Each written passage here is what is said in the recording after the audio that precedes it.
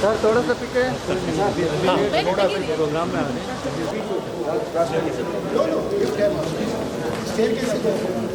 Right sir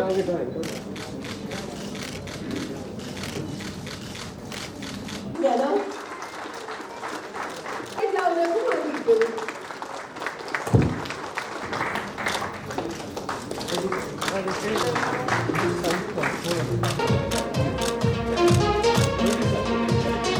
Joyce International School, Kalakurchi. Moving on, ladies and gentlemen, we now have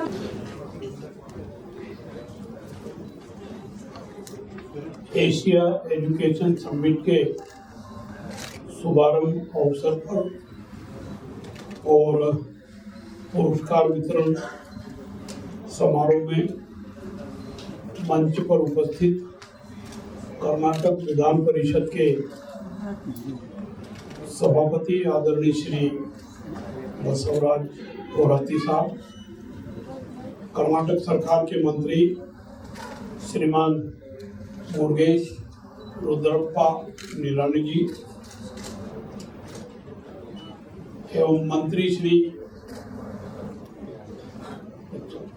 Padmashri Arikal Ajjappa ji व पूर्व विधायक नरसिंह मैन ji, India Today Research and Media के अध्यक्ष आदरणीय प्रदीप चौधरी जी, एडवोकेट विनोद विधुड़ी जी, पुरस्कार प्राप्त करने वाले सभी महानुभाव और संस्थान, सम्माननीय अतिथिगण, देवी और सज्जनों, क्योंकि ये कार्यक्रम बेंगलोर कर्नाटक में हो रहा है इसलिए मैं कन्नड़ में आप सबको नमस्कार तमिल हार्दिक अभिनंदन करूं।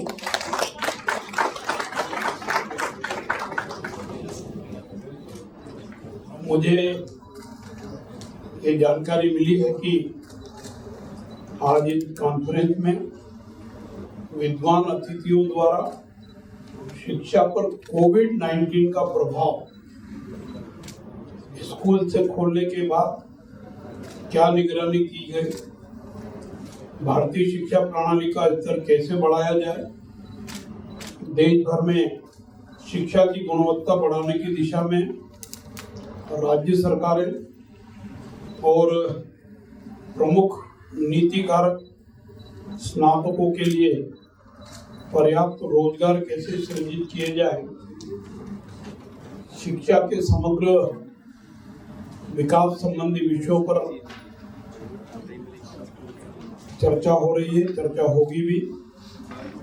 इन विषयों पर सार्थक चर्चा की आवश्यकता है और मुझे विश्वास है कि आप इन सब विषयों पर ठीक से चर्चा करके ठीक निष्कर्ष निकालेंगे और उन निष्कर्षों के आधार पर राज्य सरकार को भी और भारत सरकार को भी विकट परिस्थितियों में शिक्षा को निरंतर जारी कैसे रखा जाए, इस प्रकार के निष्कर्ष निकालने की आवश्यकता है।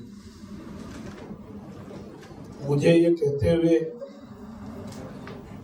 अनुभव हो रहा है कि पिछले 2 वर्षों से कोरोना के कारण देश के हर क्षेत्र में काफी कठिनाई आई, कामकाज प्रभावित हुआ, शिक्षा भी प्रभावित हुई। परंतु मैं ये देख रहा हूँ इस कोरोना पीरियड में बहुत कुछ सीखने और समझने को मिला है। प्रत्यक्ष में स्कूल नहीं खुल पाए तो अनेक स्कूलों ने, अनेक संस्थाओं ने, अनेक महापुरुषों ने भिन्न भिन्न तरीके से शिक्षा को जारी रखा और हमारे शिक्षा के स्तर को कमजोर नहीं होने दिया। निश्चित रूप से शिक्षा के क्षेत्र में और हर क्षेत्र में जो बाधाएं आई थी वो धीरे धीरे दूर हुई है और हम फिर से हर क्षेत्र में ठीक ठाक स्थिति में काम करने लगे।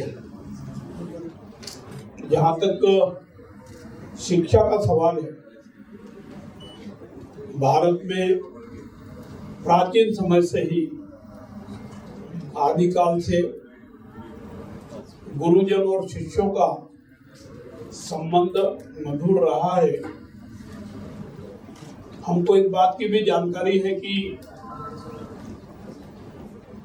हम विश्व गुरु कहलाते रहे हैं। आज भी वो क्षमता है और विश्व गुरु होने के भी बहुत बड़े कारण रहे हैं। आप इसे सब जानते होंगे, शिक्षाविद हैं आप। जीरो का आविष्कार, विज्ञान का आविष्कार दुनिया को भारत ने दिया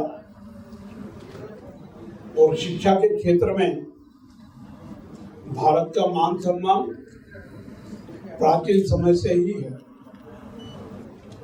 हमारे देश में अनेक महापुरुष हुए हैं जिन्होंने शिक्षा दान करने की दृष्टि से कर्तव्य निष्ठा और ईमानदारी से काम किया।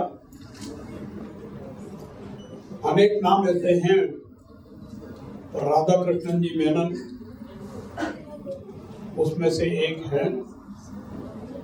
आप और हम सब जानते हैं, बहुत लोगों ने शिक्षा के क्षेत्र में बड़ी उपलब्धियां हासिल की।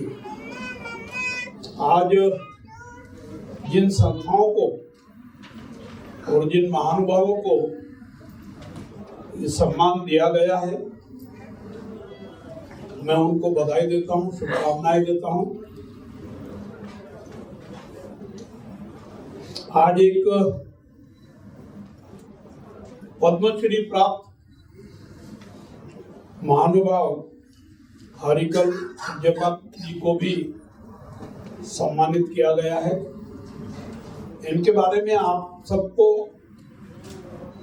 शायद पूरी जानकारी नहीं होगी, पर इनको जब पद्मश्री मिला था तो उस कार्यक्रम में मैं उपस्थित था और इनके बारे में वर्णन करके बताया गया था कि आर्थिक दृष्टि से कमजोर होने के बाद भी सब्जी बेच करके उन्होंने बच्चों को पढ़ाने का काम किया। निश्चित रूप से ये प्रेरणादायी है। हम में से बहुत सारों को जो सम्मान मिला है वो इंस्टीट्यूशन के आधार पर भी मिला है, व्यक्तिगत आधार पर भी मिला है, परंतु इन्होंने जो शिक्षा प्रदान की उसके बदले में कुछ नहीं मिला। इन्होंने स्वयं सब्जी बेच करके पैसा कमाया और उस पैसे से बच्चों को पढ़ाया। ये हम सब के लिए प्रेरणादायी है। जितनों को सम्मान मिला है वो सब प्रेरणादायी है और मैं ये कहता हूँ कि सम्मान उसी को मिलता है जो कुछ विशेष काम करते हैं। संस्था चलाने वाले भी वाणिज्यिक दृष्टिकोण से जो संस्था चलाते हैं उनकी बजाय वाणिज्यिक दृष्टिकोण को ध्यान में रख करके भी अधिक परिश्रम करके एक्स्ट्रा टाइम दे करके शिक्षा प्रदान करने का काम करते हैं, उनको हमेशा आदर भाव मिलता है। मैं मेरे बारे में भी उदाहरण देना चाहूंगा। आर्थिक दृष्टि से कमजोर परिवार से आता हूं। 9th पास करके स्कूल छोड़ दिया था। प्राइवेट तौर पर हायर सेकेंडरी पास की। उस समय मुझे 3-4 ऐसे गुरुजी थे जिन्होंने निःशुल्क पढ़ाया। पढ़ने के लिए मैं उनके घर जाता था तो स्वल्पहार भी कराते थे, चाय दूध भी पिलाते थे और बिना पारिश्रमिक लिए पढ़ाते थे। उसके बाद मैंने ग्रेजुएशन किया तो ग्रेजुएशन में भी शासकीय हायर सेकेंडरी स्कूल के प्राचार्य और उनकी पत्नी ने मुझे पढ़ाया।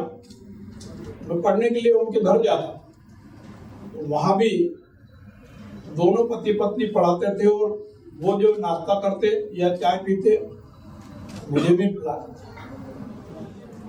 मेरे जीवन में मैंने ये अनुभव किया, मैं आज भी उनको सम्मान की दृष्टि से देखता हूँ। एक और JPS राठौड़ साहब और एक राम अवध ओझा संस्कृत और हिंदी के विद्वान थे, उत्तर प्रदेश के देवरिया जिले के। जब मैं मिनिस्टर बना केंद्र में तो मैंने एक सलाहकार समिति में उनको सदस्य के रूप में मनोनीत किया। वो बहुत प्रभावित हुए। मिनिस्टर बनने के बाद में JPS राठौड़ साहब एक थे जिन्होंने मुझे अंग्रेजी वगैरह पढ़ाया। जब उनके घर जाकर के मैं मिला तो वो भाव विभोर हो गए, रोने लगे और मेरे को गले में लगाया और कहा कि मैं तो ये अनुभव कर रहा हूं कि तुम इतने बड़े पद पर बैठने के बाद मुझसे मिलने आए। मैंने ये पहला अनुभव किया है, नहीं तो बहुत सारे छात्र तो पढ़ के निकल जाते हैं। सम्मान करना तो दूर की बात, उल्टी सीधी बातें करके अपमानित करने का काम भी करते हैं। परंतु मैंने जब उनके साथ इस प्रकार का व्यवहार किया तो बहुत प्रभावित हुए। निश्चित रूप से हमको भी जीवन पर्यंत विद्यार्थी के रूप में आचरण करने की आवश्यकता है, क्योंकि रोज रोज नई नई बातें सीखने की आवश्यकता है। आज कुछ परिस्थिति है, कल कुछ और होगी और आगे होगी। और जब हम विद्यादान करने का काम करते हैं तो हमको वर्तमान परिस्थिति से छात्रों को अवगत कराने की आवश्यकता है। ये कोरोना पीरियड में स्मार्ट क्लास के माध्यम से, ऑनलाइन के माध्यम से और इलेक्ट्रॉनिक पद्धति से शिक्षा देने का काम भी बहुत सारी संस्थाओं ने किया है, व्यक्तिगत भी किया है। आने वाला समय निश्चित रूप से आधुनिक तरीकों से ही शिक्षा देने का आने वाला है। मैं ये सोचता हूँ कि कोरोना पीरियड में हमको बहुत कुछ सीखने को मिला है। आप और हम सब इस बात से सहमत हैं और सहमत होंगे भी कि हमारी शिक्षा प्रणाली बहुत पुरानी है और हमारी जो संस्कृति है उसकी सोच है कि विद्या को जितना बांटते उतनी ज्यादा आती है। कंठस्थ याद होता है। और अब आप जब पीरियड के रूप में या किसी भी रूप में छात्रों को पढ़ाते हैं तो जो आपने पढ़ा और उनको पढ़ाया वो कंठस्थ याद हो जाता है। और एक बात और है, धन दौलत, सोना चांदी, पैसा, ये तो चोरी हो सकता है, पर आपने जो विद्याध्ययन कर लिया वो कभी चोरी नहीं हो सकता। वो आपको और याद होगा। जितना बांटोगे आप उतने परिपक्व होंगे, उतने निपुण होंगे और उस निपुणता के कारण आपको सम्मान मिलेगा। निश्चित रूप से आज जिनको सम्मानित किया गया है वो बधाई के पात्र हैं। सरकार की, राज्य सरकार की और केंद्र सरकार की या देश की कुछ चुनौतियां हमारे सामने हैं। उन चुनौतियों को अवसर में बदलकर देश को आत्मनिर्भर बनाने की दिशा में आगे बढ़ाने का काम आप जैसे महापुरुषों को और संताओं को करने की आवश्यकता है।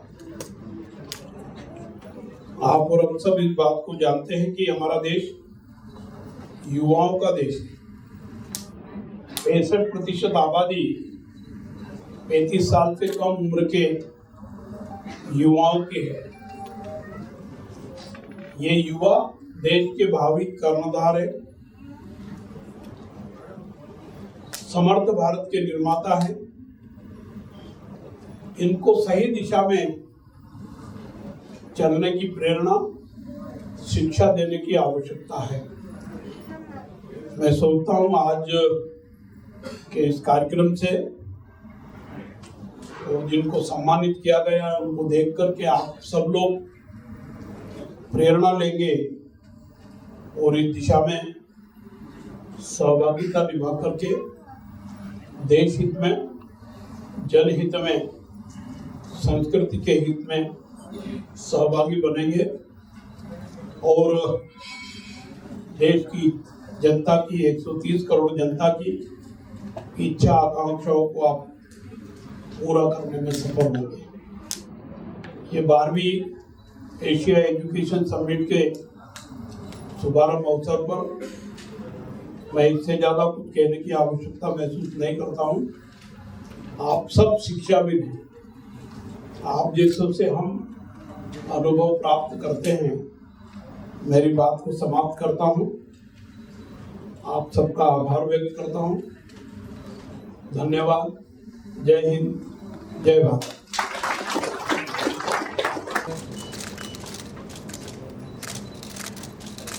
भाग्य विधाता पंजाब सिंध गुजरात मराठा द्राविड़ उत्कल गंगा विंध्य हिमाचल यमुना गंगा उच्चल जलधि तरंगा तव शुभ नामे जागे तव शुभ आशीष मांगे गाहे तव जय गाथा जन गण मंगल